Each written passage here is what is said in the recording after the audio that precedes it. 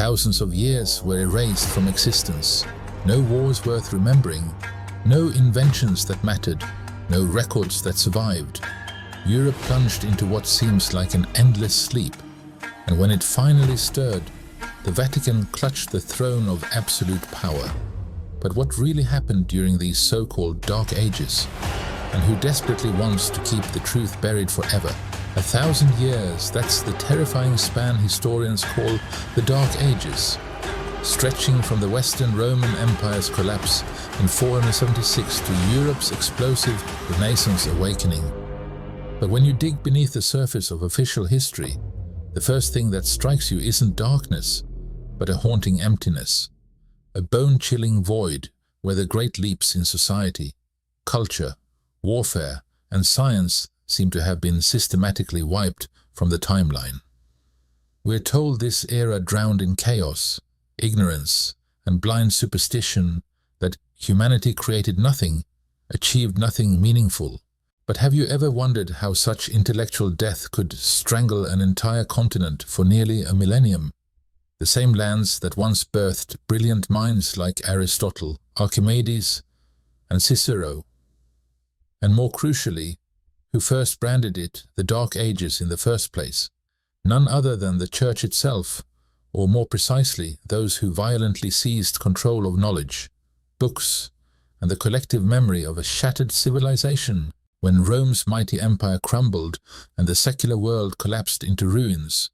The Vatican, in its early form as the Christian Church, rose like the only tower still standing in a wasteland.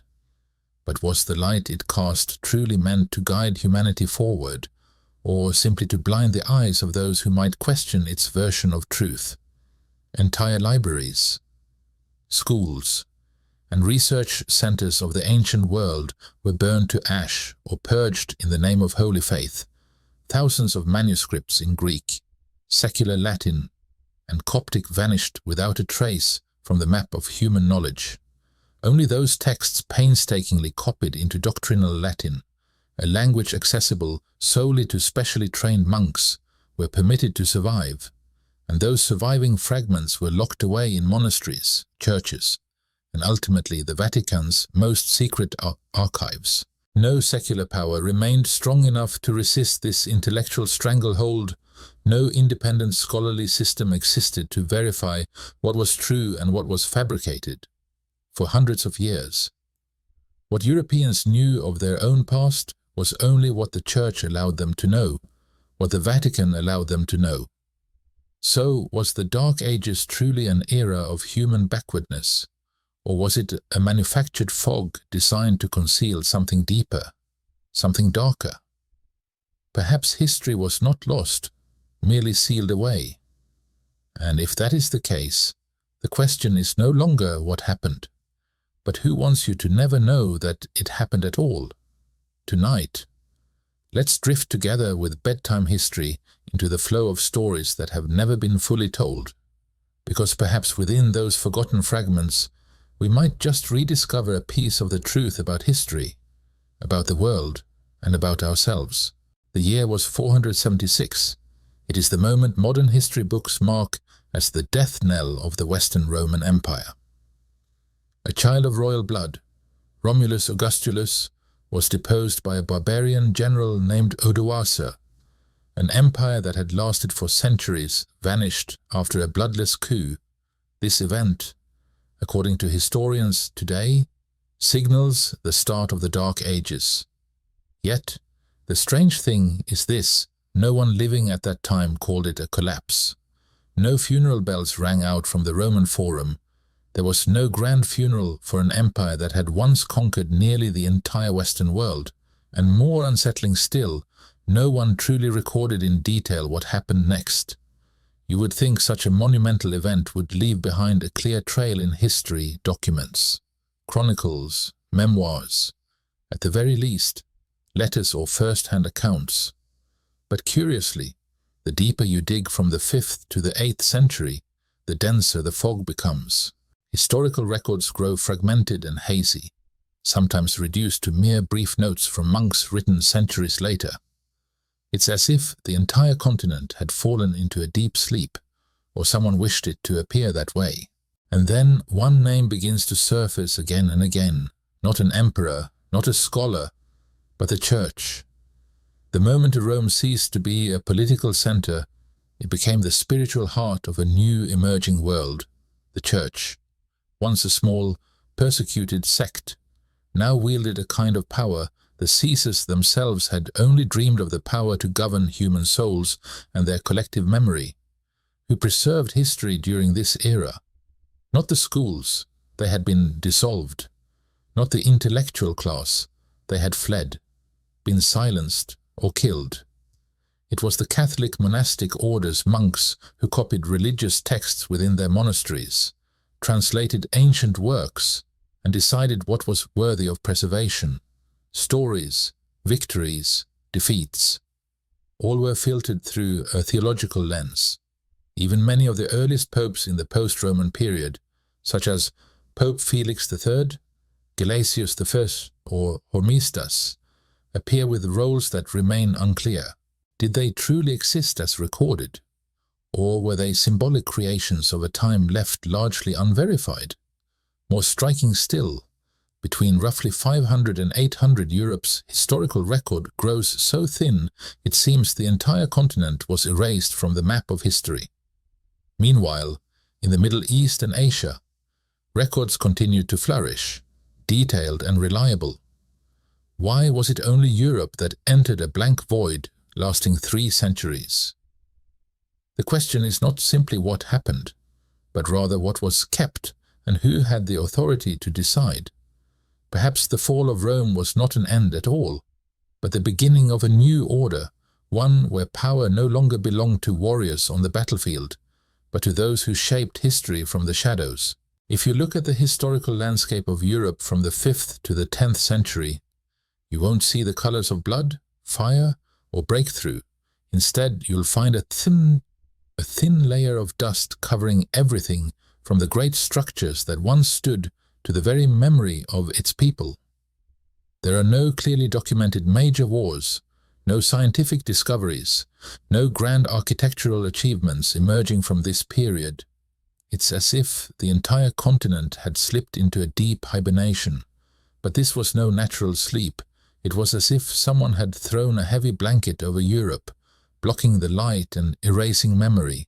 Even cities that once thrived, Milan, Lyon, Cologne, left behind no new trace for centuries, no philosophical manuscripts, no paintings, no new maps, and strangest of all, no stories. Those who lived through that era, if they did, left no account, or their voices were erased by unseen hands. Meanwhile, if you glance toward China during the Sui and Tang dynasties, it was a golden age. Block printing was invented, musical instruments evolved, and poetry reached new heights with masters like Li Bai and Du Fu. Further west, and in the Arab world, science flourished. The astronomer Al-Khwarizmi laid the foundations of algebra, the first public hospitals were established, and the Library of Baghdad held hundreds of thousands of ancient manuscripts, and Europe seemed unaware of gears, astronomy, or even the compass. In a world where the East was ablaze with light, the West appeared to have been drained of its memory. Who stood to gain from this? The answer lies not beyond Europe, but within it, and it had been there all along, quiet, unwavering, and growing ever stronger, the Church. When the people believed they were living through an age of darkness, when they were taught that their ancestors had been lost to superstition and ignorance, they would not question, they would not doubt the one truth preached from the pulpit, the word of God, spoken through the mouths of priests. They would not seek knowledge, because books no longer existed. They would not explore, because any pursuit of knowledge was deemed heresy. The Vatican didn't need to force compliance through violence. They only needed to set one definition, darkness, and let fear do the rest. In a world without war, without debate, without invention, one might assume that nothing happened. But sometimes the most prolonged silence is the clearest sign of a hidden crime, the erasure of an entire chapter of human history. History is not merely what happened, it is what has been told. And when the only voices left to tell the story belong to men in clerical robes, that story will reflect not an objective truth, but a carefully chosen one. After the fall of Rome, nearly the entire secular scholarly network of Europe collapsed. Public libraries were abandoned, secular schools closed their doors. Scholars, if they survived, either withdrew into isolation or bowed to the church in order to continue their work. In such a climate, the only places where manuscripts were still copied and preserved were within monasteries, hidden behind stone walls, where the light of knowledge was allowed to filter through only narrow slits under strict supervision. But here lies a detail few notice. Ancient Roman and Greek texts were not simply copied word for word, they were rewritten in ecclesiastical Latin, a variant of the language shaped by theology, narrower in meaning, harder to understand, and accessible only to a specially trained clerical elite. While classical Latin had once served the realms of law, literature, and science, Church Latin became the key that locked away the treasure of human knowledge. And the consequences, the mathematical writings of Pythagoras, the political theories of Cicero, the natural philosophy of Aristotle, if deemed incompatible with the church doctrine, were reinterpreted or simply left uncopied. Thousands of works labeled heretical, pagan, or unnecessary for the salvation of souls were burned, lost, or consigned to dark vaults where no one could ever reach them again. Thus began a new era, one in which knowledge was no longer a light to enlighten mankind, but a tool to control it. If someone wished to learn history, they had to go through a priest. If they wanted to read an ancient text, they required permission and were taught to interpret it the right way. Independent verification vanished, debate was forbidden, history became doctrine, and doctrine could not be challenged. It is often said, history is written by the victors. But in this case, the victors did not need to rewrite the story from scratch. They only needed to preserve what served their purpose and let the rest fade into oblivion. And so, within the shadows of stone monastery walls, a new version of history was crafted, not with blood and fire, but with ink and silence, the phantom time hypothesis. Throughout history, there are silences so profound they make us wonder, did those periods truly exist? A bold theory known as the phantom time hypothesis sent shockwaves through the historical community in the late 20th century. It claims that roughly 300 years of the first millennium, from around 614 to 911, never actually happened. In other words, we may be living in a timeline that was artificially added. At first, the idea sounds absurd, but when you examine the scattered clues within European historical records, it begins to send a chill down your spine. Why are there so few reliable events recorded during that span? Why do historical texts from different regions contradict one another when dating the same events? Why do certain kings, battles, even entire dynasties appear to be mere copies of earlier history, only with different names? One striking example, Charlemagne, supposedly ruling in the early 9th century, shares uncanny similarities with Constantine the Great of the 4th century, from military campaigns, forms of governance, even down to administrative reforms. Everything seems like a reprint of the past. Yet, no one dared to question it. And who had both the power and the motive to manipulate the very flow of time? Scholars often point to three names: Otto III, Holy Roman Emperor, the monk and historian Gerbert of Aurillac, later Pope Sylvester II, and of course, the Vatican.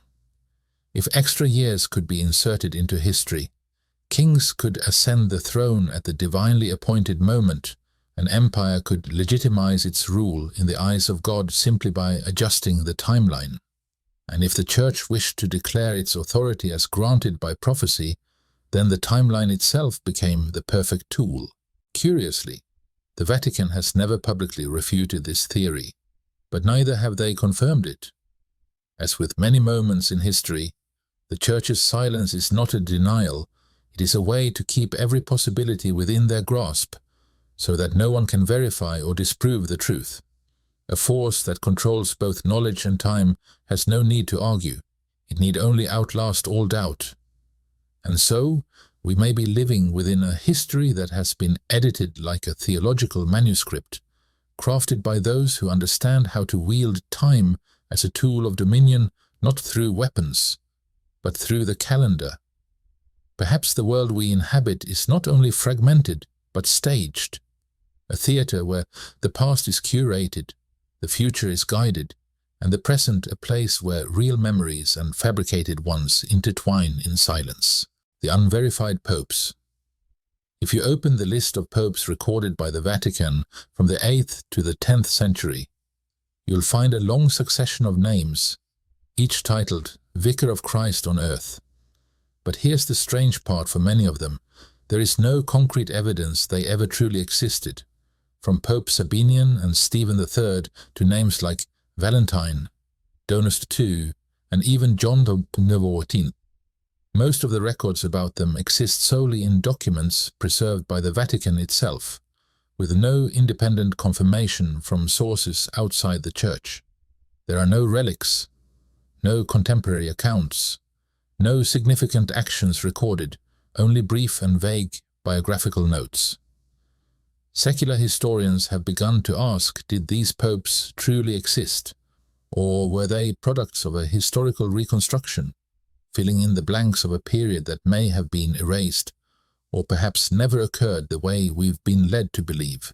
Rewriting the list of popes is not just an exercise in preserving the past, it is a powerful tool for shaping the legitimacy of present authority. If a pope in the 11th century wished to prove that his position was an unbroken line of succession from Saint Peter, the first chosen by Christ, then the chain could not appear broken. Each papal reign had to serve as a sacred link in an unbroken chain, and if a few hundred years of history happened to be missing, all they needed to do was insert the necessary names. It didn't stop there. The Vatican also canonized many figures for whom no archaeological evidence or historical proof exists outside of legend. These saints are often described as having lived, suffered martyrdom, and spread the faith precisely during the very periods now suspected of being empty, a coincidence too convenient to ignore. Relics, bones, and miraculous stories surfaced just in time, as if crafted to complete a narrative written in advance. And in that grand narrative, the Vatican was not merely a witness, it was the director. What did this systematic creation achieve? It built a sanctified history, and that conveyed a sense of timeless endurance and divine authority for the Church, a power that could not be questioned, for it appeared to flow directly from God through an unbroken lineage. And so no one dared to ask if one pope never existed. How much more of history has been fabricated simply to preserve the illusion of uninterrupted power, when memory is shaped by belief, and belief is controlled by those who hold history in their hands. Then truth, even if it once existed, becomes just one version among many, permitted by those in control. The cosmic clock and hidden truths. If there is one thing that cannot be forged, it is the movement of the heavens. A total solar eclipse occurring at a specific location on a specific day can be predicted and verified with near-perfect accuracy, both in the past and the future. It is a cosmic clock, immune to politics or belief. And for that reason, astronomy has long been the most powerful tool for verifying historical timelines. But when modern researchers began comparing ancient eclipse records with the dates found in European history during the so-called Dark Ages, they uncovered troubling inconsistencies. Eclipses documented in ancient Greek, Jewish, or Chinese texts, when cross-referenced with Western historical accounts, often had no corresponding event. Conversely, certain historical events claimed to have occurred on the day of an eclipse took place under clear skies. The discrepancies were not a matter of days, but sometimes decades, even centuries. So what happens when the truth written in the stars does not match the history written on Earth? In medieval Europe, astronomers, instead of being encouraged to investigate, were pressured to adjust their calculations to align with the Church's official timeline. If a celestial phenomenon didn't fit the accepted historical framework, it was branded erroneous, heretical, or even a trick of the devil. We often forget. The Vatican once held sway over some of the most powerful astronomers in the world. The Vatican Observatory, the Specola Vaticana, was formally established in the 16th century, but long before that, the tracking of celestial movements was quietly conducted and recorded by members of the clergy.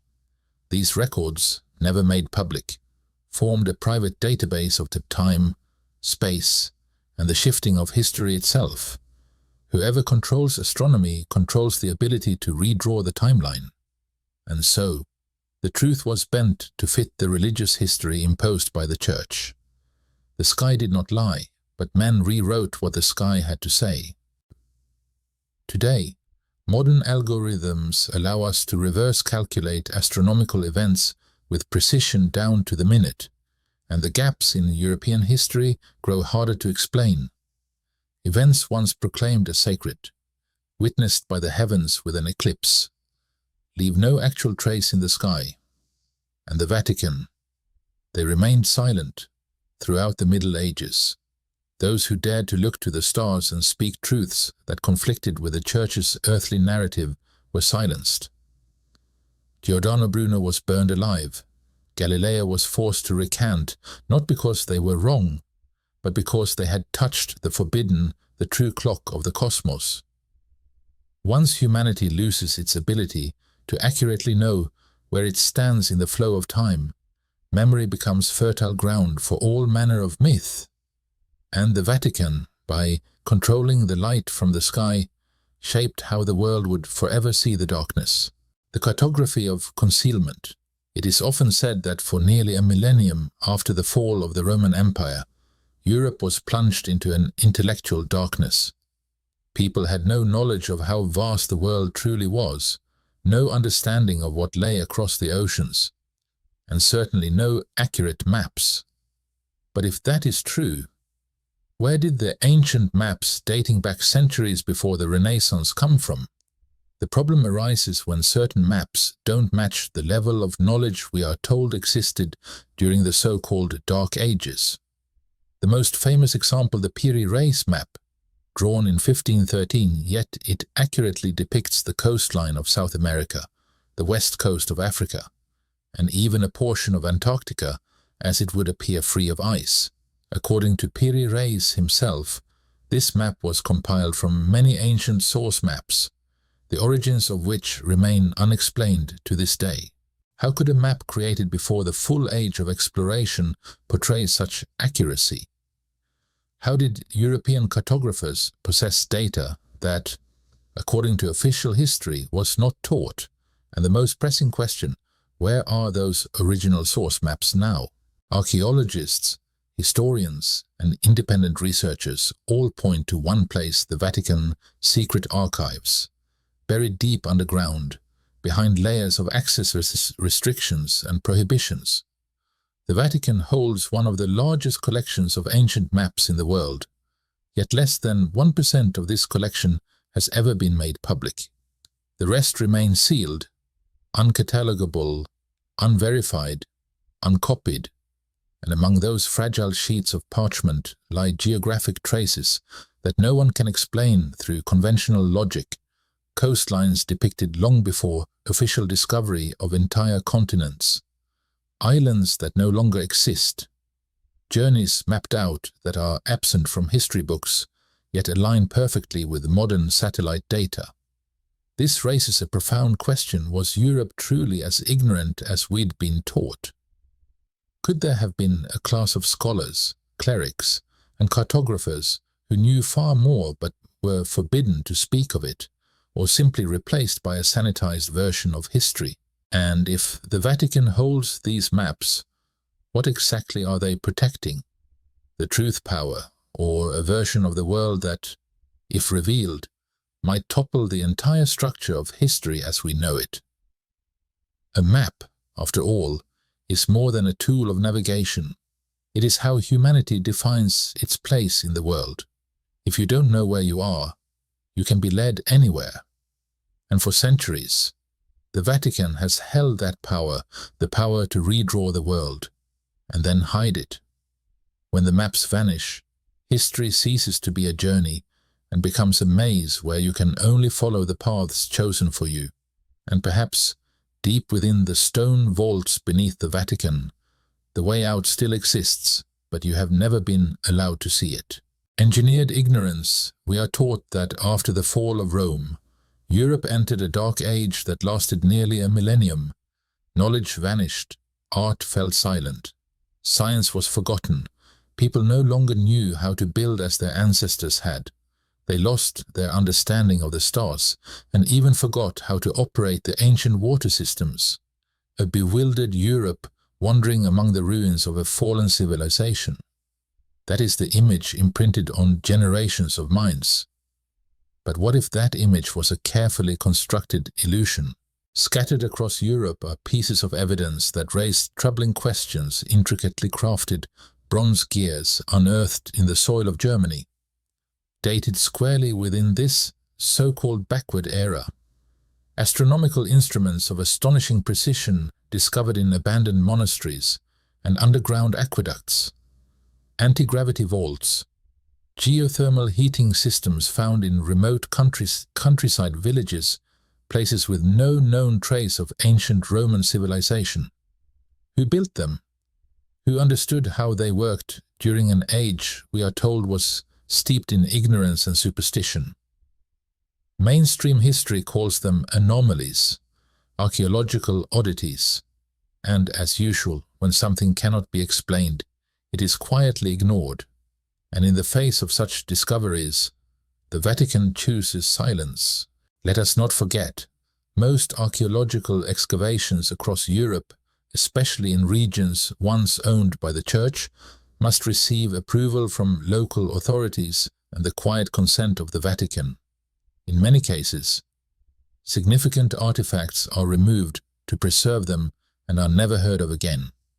A few independent archaeologists have spoken out about this interference, but they are sidelined, stripped of funding, or barred from excavation sites.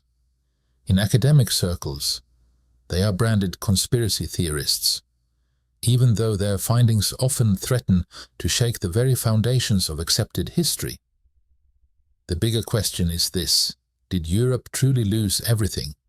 Or rather, was certain knowledge deliberately hidden to keep the narrative of a dark and ignorant age intact for a Europe that had inherited Rome's light, that had invented and understood, would pose a threat to any institution seeking to monopolize truth? And if you can control the story of backwardness, you also control who appears to bring the light. The Vatican, by maintaining its silence in the face of evidence that contradicts its narrative, does not need to lie. It only needs to uphold the story.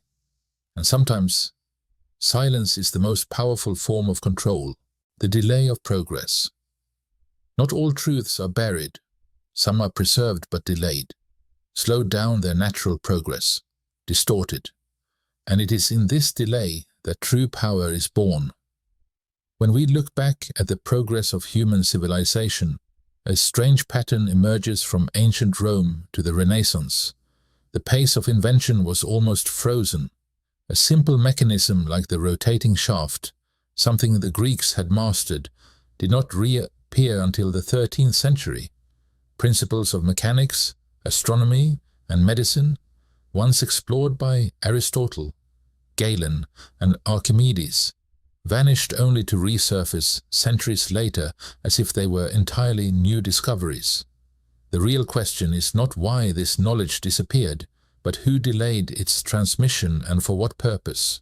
Once again, the answer points us back to the Vatican, the sole institution that preserved ancient manuscripts, controlled the vast network of monasteries, schools, and Europe's largest libraries for centuries. In their hands lay the world's knowledge, and the point is not that they destroyed it, but that they selectively stored it, releasing it slowly in carefully measured doses. When a religious power controls not only souls, but also the flow of history, delay becomes a weapon. A society that only copies the Bible and asks no questions will not invent. A generation taught only of heaven and hell will not concern itself with astronomy or anatomy. 1,000 years without innovation does not mean people were ignorant. It may mean they were steered into a pre-written historical script. In this way, time itself ceased to be an objective flow. It became a tool of control. If you control the timeline, you control both the past and the future.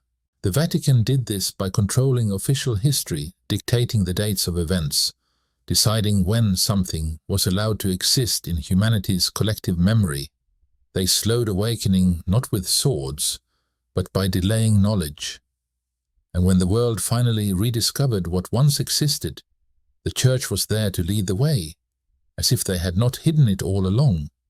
It was a subtle strategy, requiring no war, no bloodshed, only the gentle bending of time at just the right moment, and in that controlled flow, an entire civilization would move more slowly, awaiting permission from the hand that held the clock.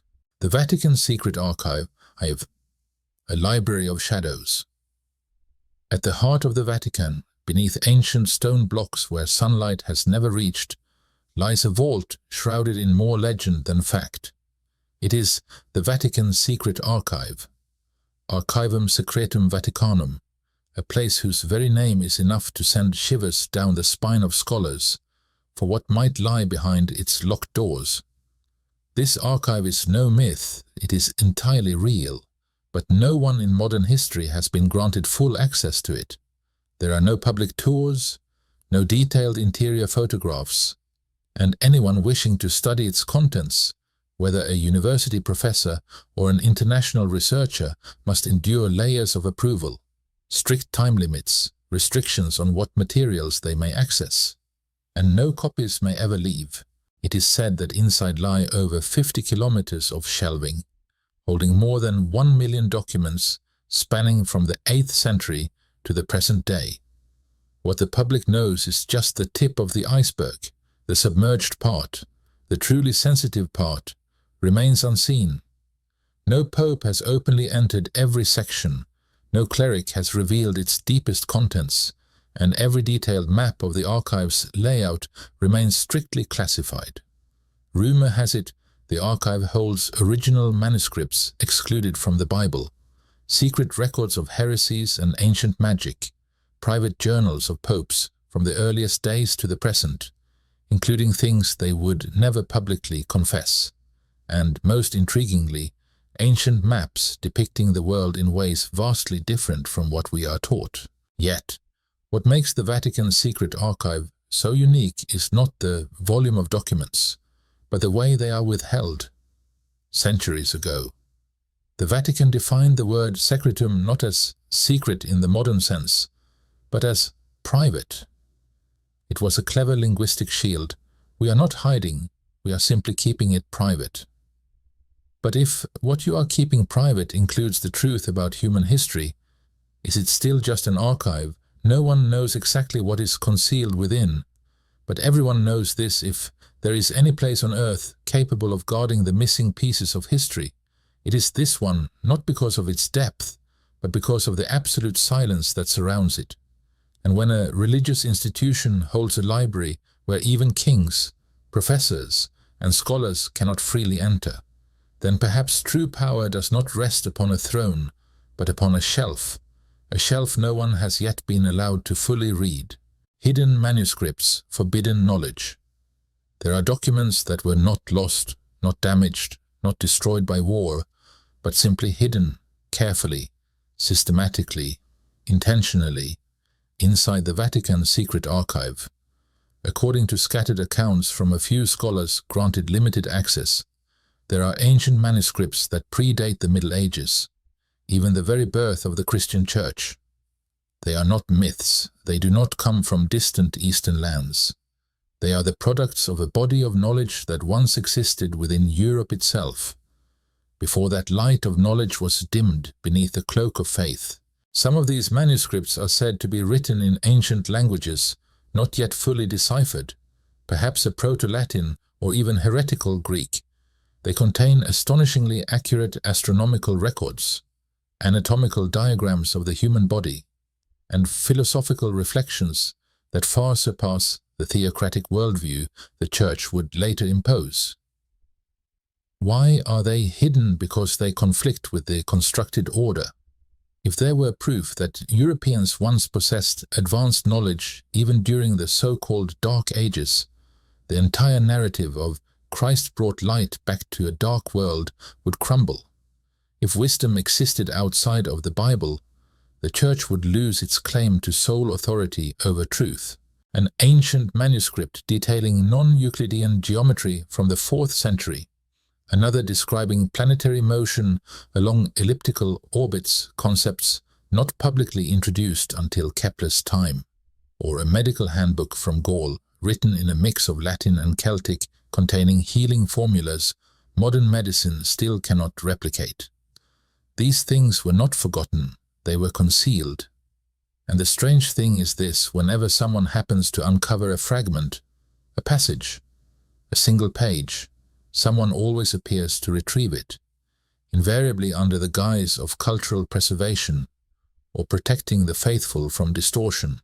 But truth does not need preservation in the shadows. It needs only to be free.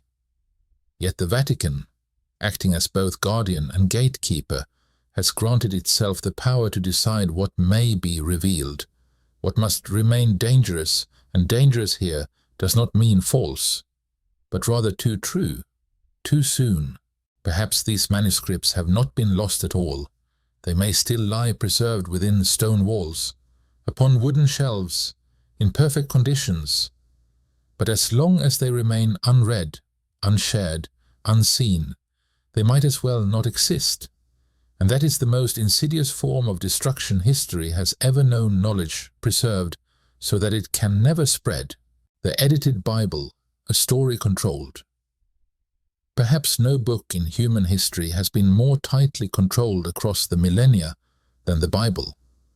More than just a sacred text, it has served as the legal, political, and social foundation for a vast spiritual empire stretching from Europe to South America. Yet what few people realize is this: the Bible we read today is not the original, but the result of a long process of editing, selecting, excluding, and erasing. The Vatican has never denied this, but it has never explained why certain texts were excluded or what might happen if they were released to the public. Scholars refer to them as apocrypha, but the word apocryphal here does not mean false. It simply means these writings were not permitted to circulate, not to be read in church, and not included in the official canon of the Bible.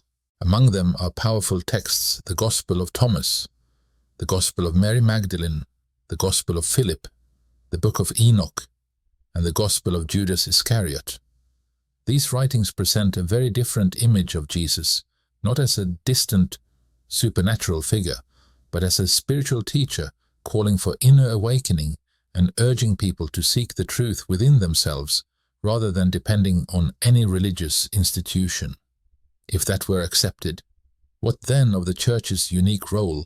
What of its position as the intermediary between man and God?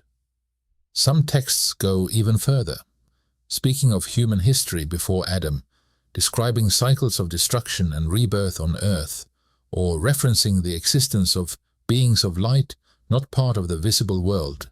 Such ideas stand in direct opposition to the creation doctrine the Vatican has upheld for thousands of years. And so, rather than allowing these texts into academic discourse, they were stamped as heretical, not to be printed, not to be taught, not to be discussed. For centuries, simply possessing a copy of one of these texts could lead to execution, burning at the stake, or life imprisonment. Even more telling, Many of these texts were later discovered in ancient monasteries, secretly copied by monks as if they knew that one day the truth would need to be told.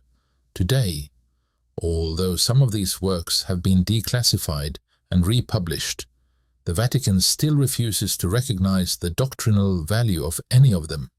They remain silent. They invoke sacred tradition. Yet with each passing day, the question becomes more obvious if these writings were truly worthless. Why hide them so well?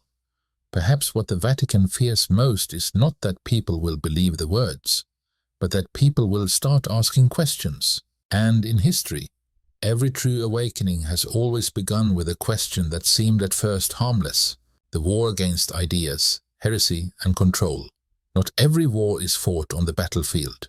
Some wars are far more silent, with no swords or shields, yet capable of setting entire civilizations back by centuries.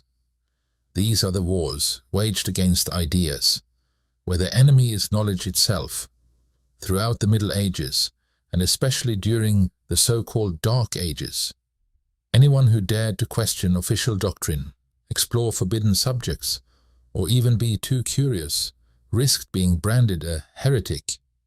And for that crime, the punishment was never light. One of the most striking examples is Giordano Bruno, philosopher, cosmologist, Dominican friar.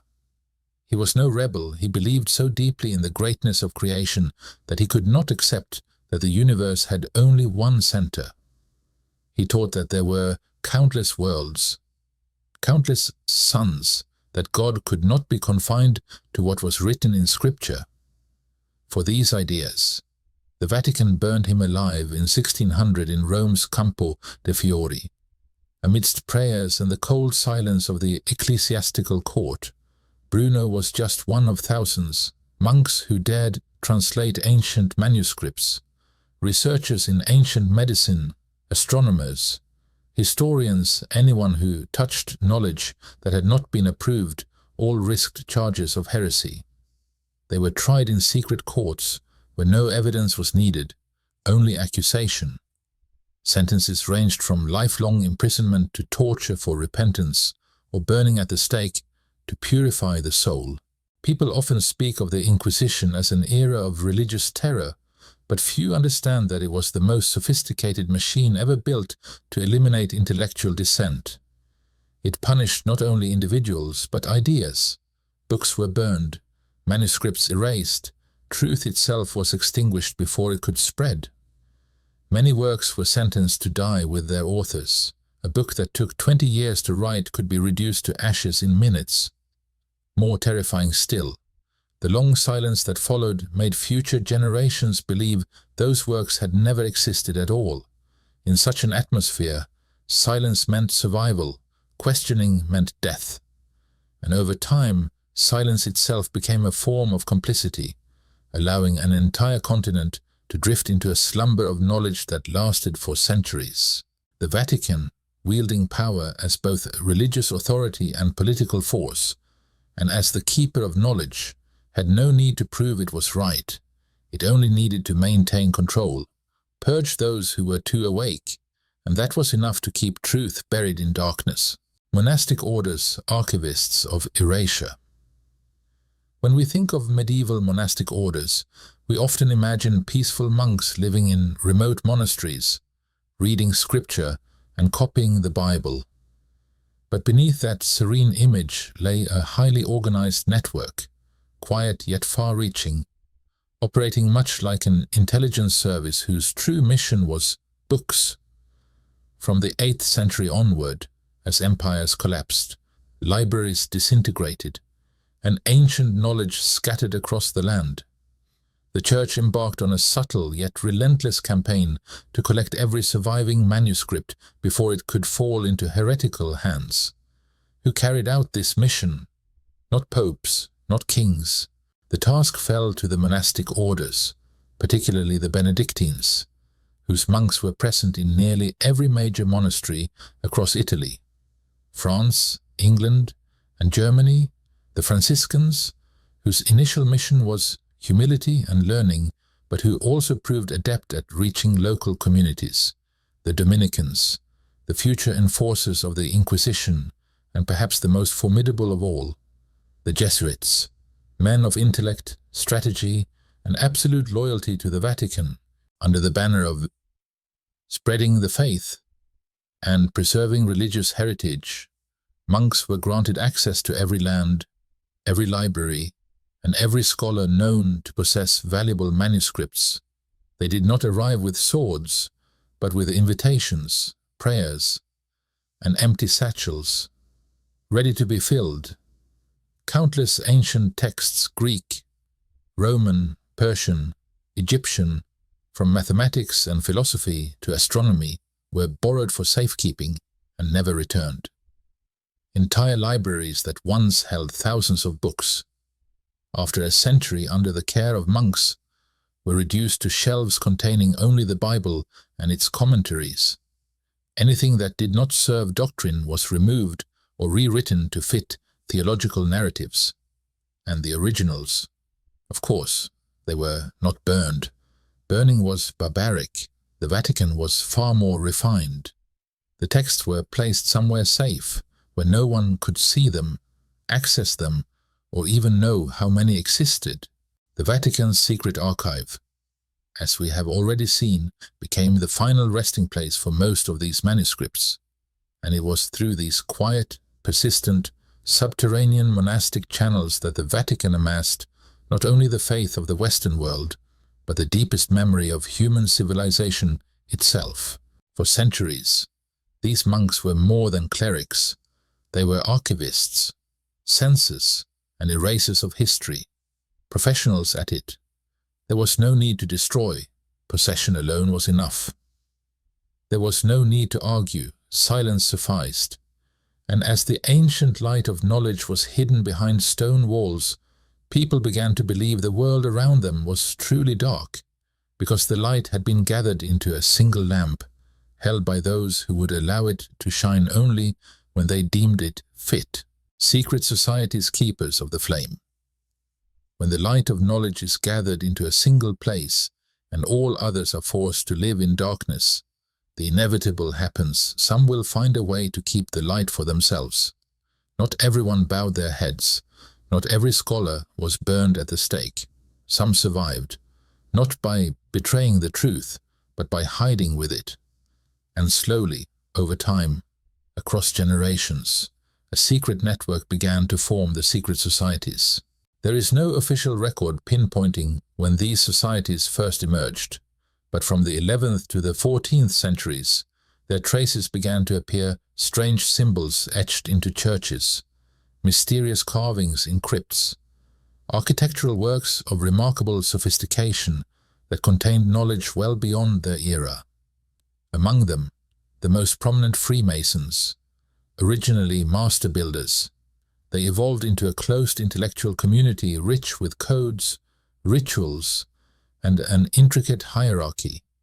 They constructed Europe's greatest cathedrals, yet adorned them with symbols unrelated to Christianity: the sun, the moon, the eye, spirals, mathematical ratios, Rosicrucians, a mystical brotherhood rumored to possess ancient wisdom from Egypt and Babylon, passed down through generations in handwritten manuscripts and layered metaphors, alchemists branded by the church as sorcerers, but in truth chemists, philosophers, and astronomers seeking truths beyond the boundaries of sanctioned faith.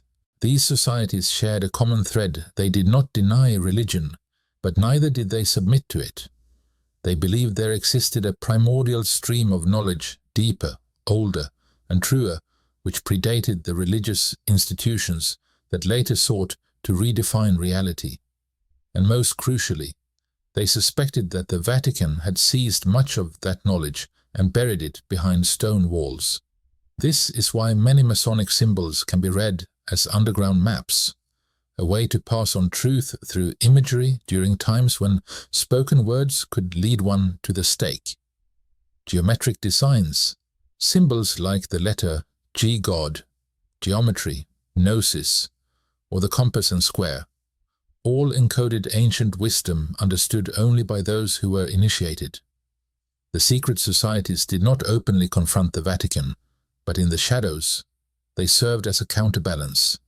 They did not seek to overthrow religious authority, only to ensure that the flame of knowledge was not extinguished. And this raises a deeper question: if secret societies managed to preserve fragments of the truth for centuries, it means that the Vatican could not control everything. History, no matter how distorted, always leaves traces, and sometimes it is those who operate quietly on the fringes who hold the final key, the one that can unlock the door leading out of the dark ages, the cultivation of ignorance. In every totalitarian regime, control over weapons or wealth is never the ultimate goal. The truest and most enduring form of power is the ability to shape how people think and to control thought. You don't need to brainwash. You simply need to leave people with nothing to think about. When history falls into the hands of a select few, and knowledge is dispensed drop by drop from approved pulpits, the public mind gradually empties. They do not question, not because they are forbidden to, but because they no longer know what is worth questioning. It was during the so-called Dark Ages that a vast mechanism of mental control silently took hold, extinguishing the flame of awareness by draining the fuel of knowledge. In the monasteries, monks copied the Bible endlessly, but not the works of Aristotle, Archimedes, or Ptolemy. Unless they served doctrine, in the churches, the faithful were taught about sin, heaven, and hell, but never about social structure, true history, or the power of language. Generation after generation grew up with only one vision of the world: that they were sinners and that only the church held the key to their salvation. And so, ignorance became a kind of faith. Those who knew little were seen as devout. Those who asked questions were seen as dangerous. Knowledge ceased to be noble. It became a sign of arrogance, even heresy. It must be emphasized this was not natural ignorance. It was engineered ignorance, cultivated, maintained, and fiercely protected. In many regions, literacy was forbidden to the general population for centuries. Only the clergy were allowed to read. Even monks were denied full access to the Bible, taught only those portions deemed appropriate. The Church did not need to oppress every nation. It only needed to keep the world shrouded in a fog of unknowing. And when you live your entire life in the fog, you will think it is light. This is why the journey to control the mind did not happen overnight. It was a process spanning centuries, subtle, non-violent, coercion-free. All it required was time, silence, and for no one to remember that there had ever been another time, another world, where asking questions was allowed. And the most frightening part is this: when ignorance becomes the norm, the one who knows too much is seen as the outcast. The world falls into a cycle, and when the Vatican holds the keys to both memory and the future, it need say nothing at all. It only needs to remain silent, so that we may all continue to live in a dream where truth has been replaced by convenience. And light is something you are only allowed to see when someone permits it. Science as sin, the suppression of truth. It is a bitter irony. While science is born from curiosity, from the desire to understand the universe, life, and ourselves, during the era known as the Dark Ages, that very curiosity became a sin that could not be forgiven, not because science was wrong, but because it was right. When Galileo Galilei peered through his crude telescope and declared that the Earth revolved around the Sun, he was not merely making a scientific statement, he was shattering an entire worldview, one carefully constructed over centuries, where mankind was taught it was the center of the universe, created by God and governed by divine will. A worldview the Vatican had sealed with faith, scripture, and authority. For that declaration, Galileo was put on trial, and he was forced to recant the truth before the Inquisition, not because it was false, but because it threatened the system of control. He survived, but spent the rest of his life under house arrest, not because he was a rebel, but because he dared to look to the sky and speak what he saw. But Galileo was not the first. Before him came Roger Bacon, the 13th century English scientist imprisoned by the Franciscans for pioneering ideas in optics and experimentation. There was Michael Servetus, burned alive for challenging certain doctrines and proposing the theory of blood circulation. And there were hundreds, perhaps thousands, of other scholars, nameless, unrecorded, erased from collective memory simply because they dared to think differently. The issue was never the content of science. The issue was the control of the truth. When the Vatican declared that all truth must pass through the gate of doctrine, any theory that did not fit was forbidden to exist, no matter how correct it might be. Medieval universities, many of them church-run, were not bastions of free thought. They were institutions where students were trained to think correctly, indoctrinated to obey dogma, not to seek truth. Ancient scientific texts were hidden away or permitted only for a select few approved scholars. Knowledge was boxed in. Anything beyond the box was heresy. Even more frightening was the collective fear that emerged. People stopped thinking, not out of ignorance, but out of fear that a single wrong thought could lead them to the flames. And so, science became a stranger in the very lands that had once given it birth.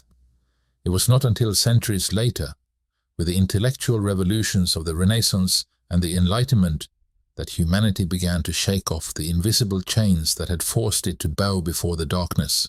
But by then, how many years had been lost? How many inventions had been stifled? How many truths were killed before they could be born? And the most haunting question of all, how many truths still lie hidden in the vaults, where no light has yet been allowed to shine? The unacknowledged inventors, miracles as cover-ups. Imagine an age where people knew how to build complex irrigation systems, design structures far ahead of their time, and calculate the movement of the stars with astonishing precision, and then all of it suddenly vanished from the timeline. Not because of war, not because of natural disaster, but because it didn't fit the story those in power wanted to tell for nearly a millennium. From the fall of the Roman Empire to the dawn of the Renaissance, Europe is said to have fallen into a deep slumber, an era with no major inventions, no grand constructions, no meaningful scientific progress, a period of history that seems to have been placed on pause. Yet, curiously, other civilizations did not sleep during that same time. China invented the printing press, the compass, and gunpowder. The Islamic world performed surgical procedures, advanced optics, and translated the entire treasury of ancient Greek knowledge into Arabic. India made breakthroughs in mathematics, astronomy, and traditional medicine. Only Europe, under the Church's control, seemed to know nothing. In truth, it wasn't that Europe lacked creativity, it was that periods of creativity were deliberately erased from collective memory. Inventors, thinkers, architects, they may have existed, may have left their mark, but their work was never acknowledged, never passed on, or worse, replaced with tales of miracles. If a grand structure was built that exceeded the techniques of the era, no one sought the engineer, they sought a relic. They claimed a saint had touched the stone, and the cathedral rose overnight. Machines were called gifts from God. Unusual knowledge was attributed to divine revelation. And so, miracles became the answer for everything that was not allowed to have an answer. That narrative was not harmless. It stripped away belief in human potential. It smothered the desire to question, and it left future generations too afraid to ask, if not a miracle, then what? Who truly created these works? What did they know, and why was it never taught again? In ancient maps, in documents hidden deep within the Vatican's secret archive, many scholars believe there is evidence of these broken periods of creativity, strange notations of unknown origin, blueprints beyond the capabilities of the time, notes no one dares to translate. But when miracle is used as the excuse, every question becomes an insult to faith. And so, brick by brick, knowledge was replaced by the fog of dogma. No one remembers the creators, but everyone remembers the miracle. And in that collective forgetting, power was reinforced. Education as control shaping the narrative. You don't need chains if children grow up in a prison they believe is a school. You don't need force if you can control collective memory, starting with textbooks. For centuries, education was not a tool for enlightenment. It was an extension of power, especially in medieval Europe, where the Vatican controlled the entire school system, from lesson content to teaching methods. From the first letter, a child learned to the concepts they were never allowed to encounter. A child born into that world would be taught that the earth was the center of the universe, that mankind was created in 6 days, that all knowledge lay within the Bible, and if anything contradicted those sacred words, the fault was not with the text, but with the child. From a very young age, children were taught to believe before they understood, to memorize before they questioned. Critical thinking wasn't merely discouraged, it was considered sinful, because in that system, faith was supreme and obedience was the highest virtue. What children weren't taught was even more alarming than what they were. They weren't taught about other civilizations. They weren't taught about Greek science, Islamic medicine, or Chinese inventions. They weren't taught that humans could build their own future. Instead, they were taught all knowledge comes from God and through one authorized intermediary, the Church. And this wasn't an oversight, it was a strategy. When a child is raised on a distorted version of history, they grow up not just lacking information, but lacking the ability to recognize that they are missing it. They would go to church, learn to read, and believe the world had always been this way, that knowledge was the privilege of those in robes, that truth came not from experiment, but from sacred sermons. Thus, an entire generation became faithful followers, not of religion itself, but of submission. The truth never needed to be completely hidden. It only needed to be replaced with more manageable versions, and ideally, injected into young minds before they were strong enough to defend themselves.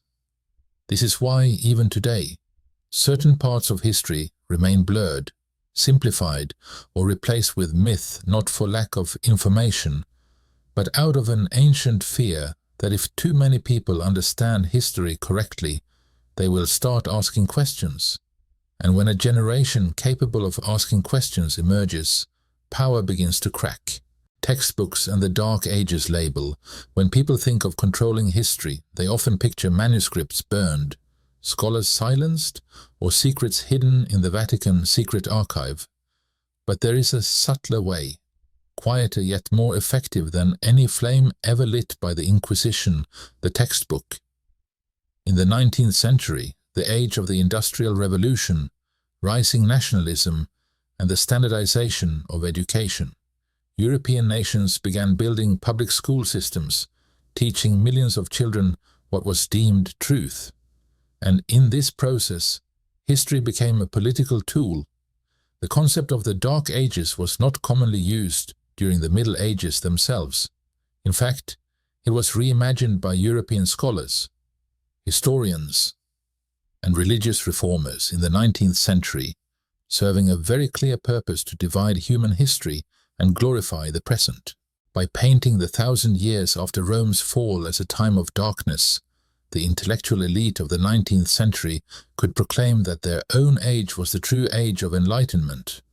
To do that, they needed to turn the past into a collective nightmare, an era of superstition, ignorance, endless wars, and complete stagnation. Convenient, isn't it? If you want to celebrate the light, first create the darkest night imaginable before it. But why did the Vatican remain silent as the Middle Ages, a period they once dominated, was portrayed so negatively? Because they didn't need to respond. For centuries, through their control of knowledge. They had already left behind a fragmented historical legacy, one perfectly suited to being labeled the Dark Ages. And once that label was stamped onto textbooks, taught in schools, and repeated across generations, it became truth. The 19th century textbook did not merely record history, it established official memory, from Germany to England, from France to Italy. Students were taught a neat linear history, Greece to Rome, to Dark Ages, to Renaissance, to Enlightenment, to modern age. A tidy story, easy to teach, easy to remember.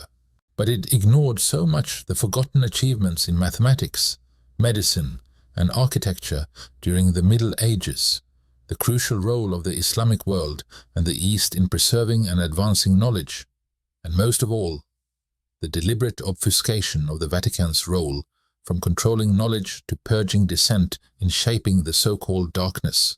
Thus, in the classrooms of the 19th century, millions of children grew up believing there had been a time when nothing progressed, when all was steeped in superstition. No one taught them to ask why. And who told this story? No professor mentioned the secret archive. No textbook questioned the disappearance of centuries of historical records. No one suggested that the Dark Ages might be a coat of black paint brushed on by those who wished to make themselves appear whiter and brighter. Cinema, the unofficial historian. Have you ever noticed that in nearly every movie set in medieval Europe, the sky is always grey, crumbling castles, muddy roads, peasants in rags, eyes cast downward as if they've forgotten how to dream, violence everywhere, superstition rampant, and always a dark church looming in the background, its giant cross casting a shadow over all. This is no accident. Cinema, especially since the 20th century, has become humanity's unofficial historian, and in the case of the Dark Ages, it hasn't merely retold part of history, it has redefined an entire era. While 19th century textbooks created the concept of the Dark Ages, mass media turned that concept into an emotional truth. People don't need to read a single document to believe that medieval times were a black hole of ignorance. They've seen it on screen. They've felt it. They believe it. And here lies the danger, what we feel strongly. We rarely question, from Hollywood films like The Name of the Rose, Kingdom of Heaven, Braveheart, to countless series about witches, heretics, and inquisitions. The imagery is recycled endlessly: a stern church, ignorant peasants, dungeons and torture. Rarely do we see the advanced Islamic learning centers, the sophisticated ancient maps, or the influence of Eastern knowledge on Europe at that time. Why? Because the narrative of a dark age, where the Vatican was the only light, is far too convenient. It's easy to script. It offers clear contrasts. And most importantly, it aligns perfectly with what those in power have long wanted the public to believe. Once the image of the Dark Ages has been seared into collective memory through film, comics, games, and documentaries, any effort to reclaim the truth starts to feel like counter-propaganda. Those who question are branded extremists. Those who doubt are seen as eccentric. Anything that contradicts what we've all seen is instantly resisted.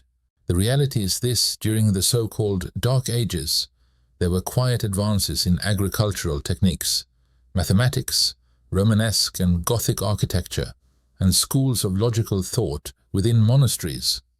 But such details rarely make it to the screen. And the Vatican, it remains there, sometimes criticized in dark portrayals, yet simultaneously maintained as the sole beacon of knowledge in a supposedly ignorant world, a strange but useful contradiction.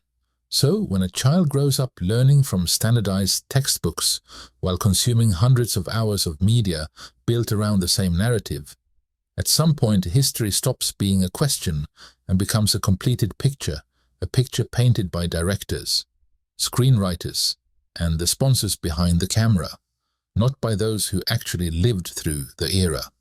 And thus, the truth does not die in the dark, it dies beneath the spotlight.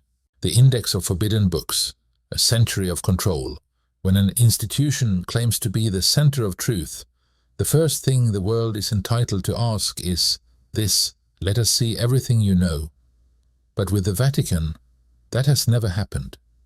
For centuries, the Church has confiscated, censored, and banned thousands of texts, from ancient manuscripts and scientific records to historical documents and writings from older belief systems. Many of these works were placed on the Index Librorum Prohibitorum, the Index of Forbidden Books, an official list that existed from 1559 until 1966. Even though that list was eventually abolished, reality remains unchanged.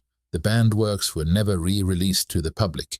The question is why, if those texts were truly in error, let modern scholars critique them.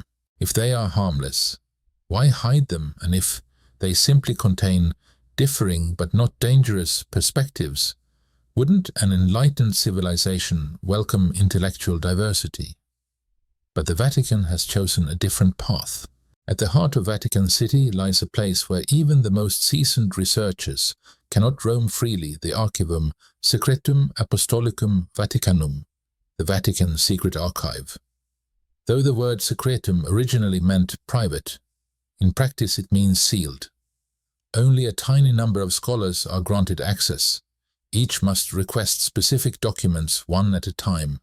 No photography allowed, no copying at will, and any material that contradicts church doctrine is kept in the deepest vaults where only the chosen few may ever tread. So what is being hidden? Some scholars believe there are documents that reveal periods of human advancement erased from the official timeline. There is proof of the true influence of pagan, Arab, and Eastern knowledge on early Christian philosophy. And perhaps there are writings that show many revealed truths were in fact editorial decisions. The refusal to release these works is not forgetfulness or neglect, it is strategy. Because once those ancient texts see daylight, the entire historical narrative will have to be rewritten, not just about the Dark Ages, but about the Vatican's true role in creating the very shadows that define that era. We cannot know for certain what is still locked away, but silence stretched across centuries is itself a sign that something needs to stay hidden. No one burns books in the digital age. But if the books are sealed away in a vault with no key, how is that any different than if they never existed at all, and in the absence of truth?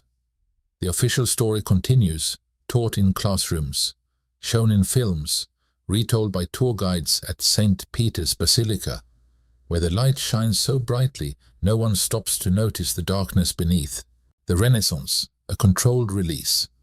Modern history often tells us that humanity fell into darkness after the fall of Rome, and then nearly a millennium later awakened in the brilliant light of the Renaissance, an age where Leonardo da Vinci redrew the dream of flight, where Copernicus shifted the universe, where Michelangelo carved the essence of humanity in stone. And genius sounds like a fairy tale, doesn't it? But if we take a step back and ask, where did the Renaissance truly begin and why? After 1,000 years of silence, did human creativity suddenly erupt in such dazzling form?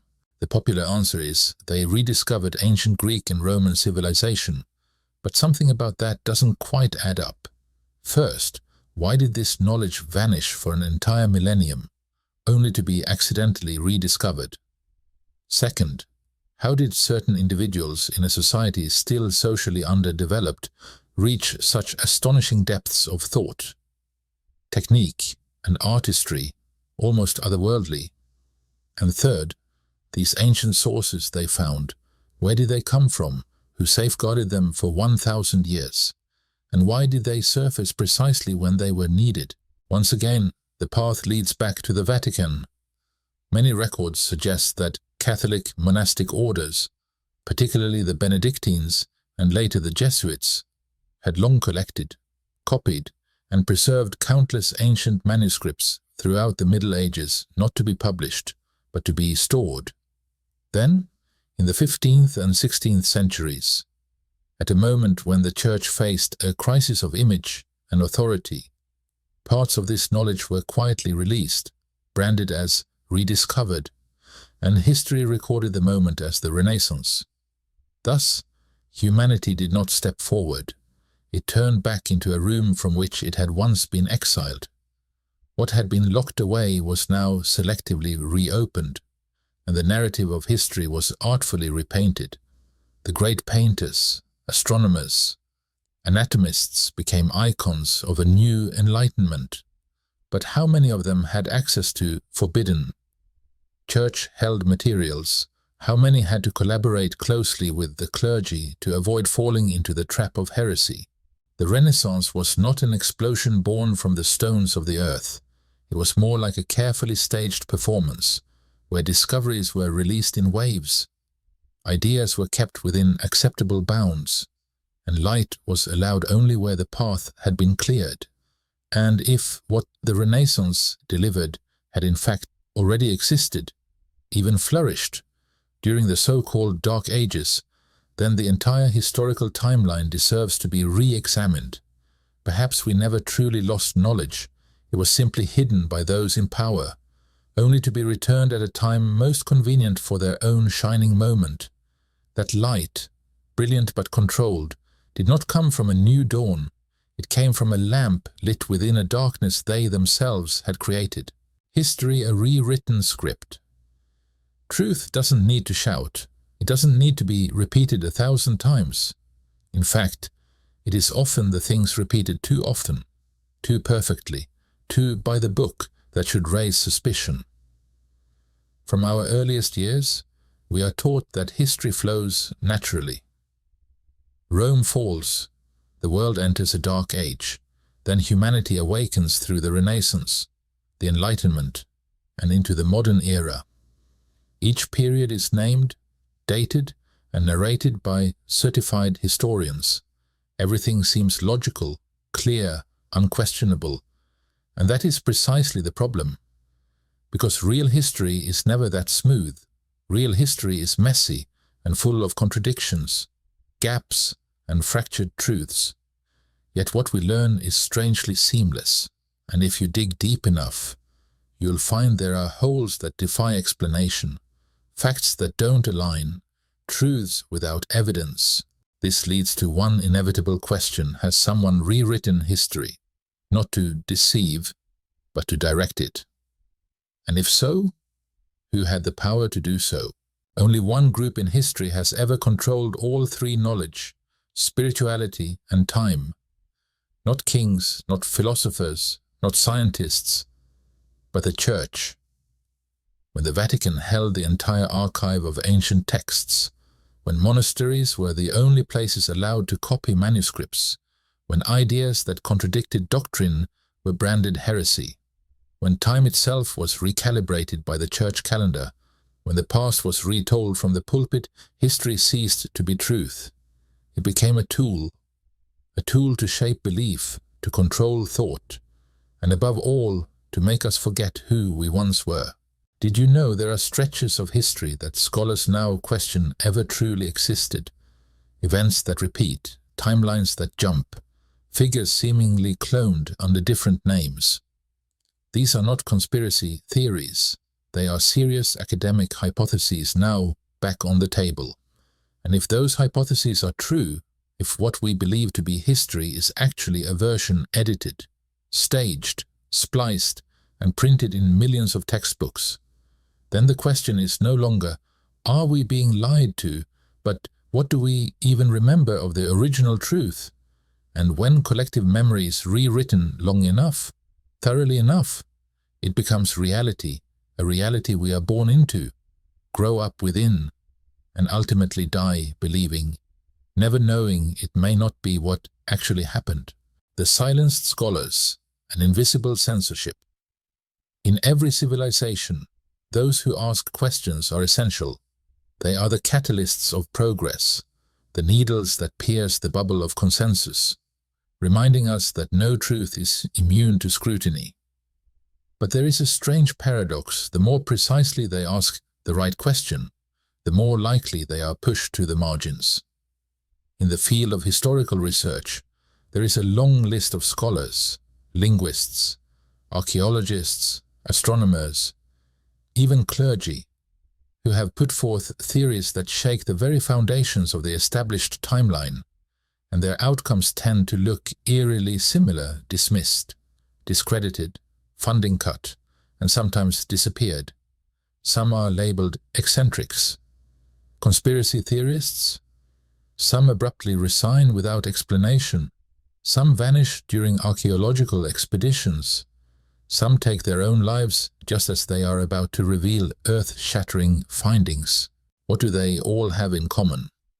They touched something the Vatican is not yet ready for the world to know.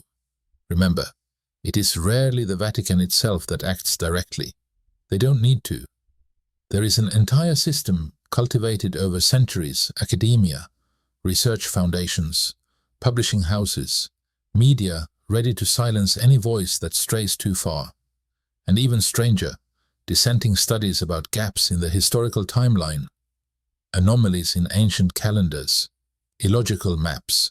Pre-Christian texts almost never appear in mainstream academic journals, not because they are wrong, but because they do not fit within the carefully constructed historical framework.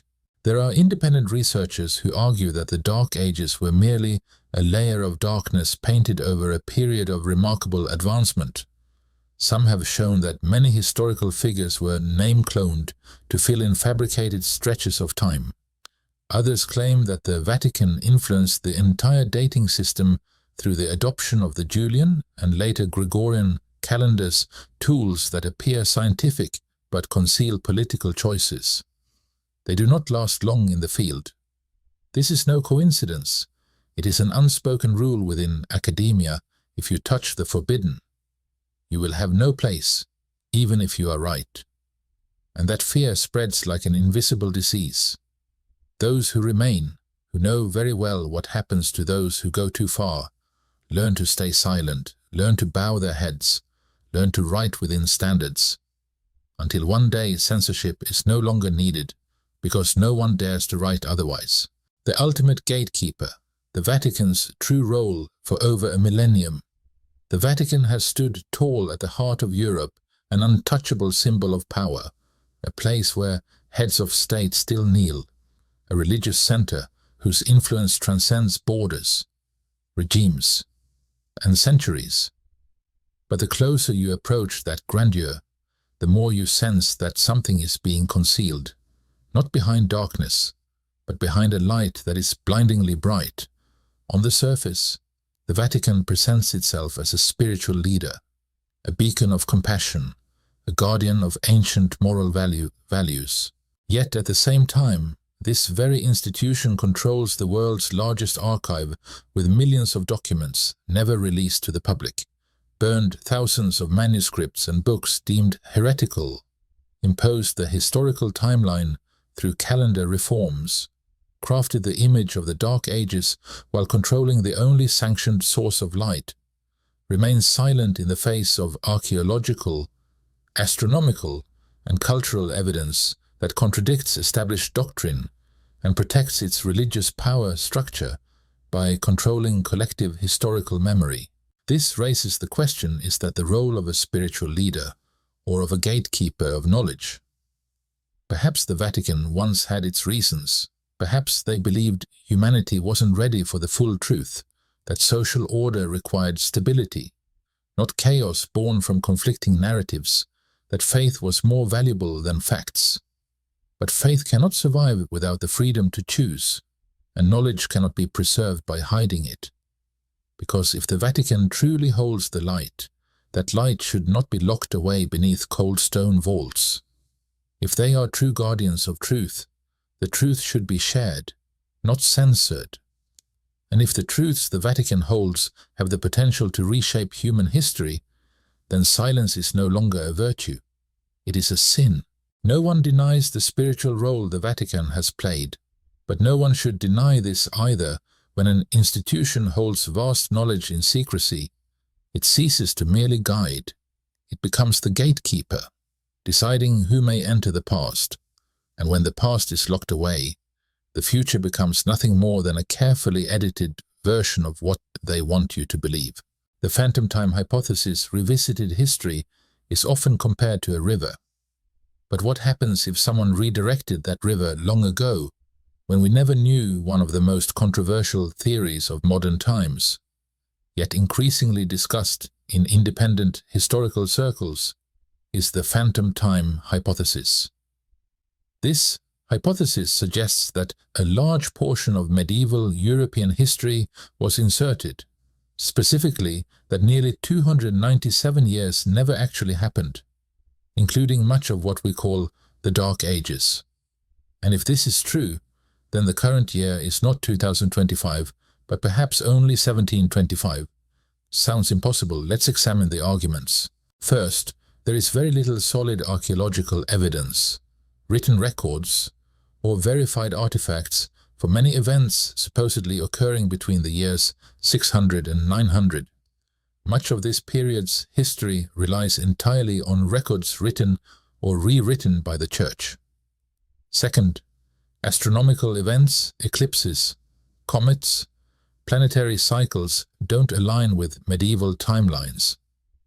When modern astronomers cross-reference these events using simulation software, they find discrepancies of hundreds of years in some cases. Third, historical figures appear strangely similar, showing up under different names across nearby dynasties, yet with nearly identical descriptions, behaviors, and roles. Is this coincidence or an attempt to fill in artificially created time? Fourth, and perhaps most important, who benefits from adding nearly 300 phantom years to the timeline? The answer once again leads us back to a familiar place, the Vatican. By shaping the timeline, the Church not only gave its power structure the illusion of ancient longevity, it also created a safe distance between the fall of Rome and the modern era. If people believe they have emerged from a millennium of darkness, they are less likely to question the narrative. Some ancient texts even use the Anno Mundi calendar, counting from the creation of the world, and the Byzantine calendar, both of which mark time differently than today's system. The later switch to the Gregorian calendar caused even more chaos in dating events. So who can be absolutely certain that our current year count is correct if the full truth, buried for centuries, were revealed? The year 2025 might shrink by several hundred years, not in terms of technology or societal progress, but in the accuracy of our timeline. Now imagine we live in a modern world with AI, space exploration, yet our very timeline may be flawed at its foundation. And if time is the framework that defines history, when time itself is wrong, then the entire human story must be rewritten.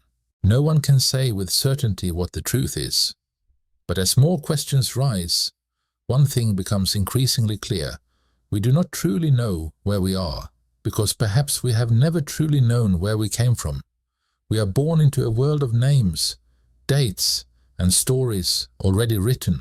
We open our eyes in the year 2025 surrounded by books telling us about thousands of years past of empires that fell, kings who rose, revolutions that shaped the world, and we believe, because no one wants to begin their life by asking, where am I if everything I know about before could be wrong? But then, within the smooth flow of history, there are cracks, there are gaps, there are things that don't add up.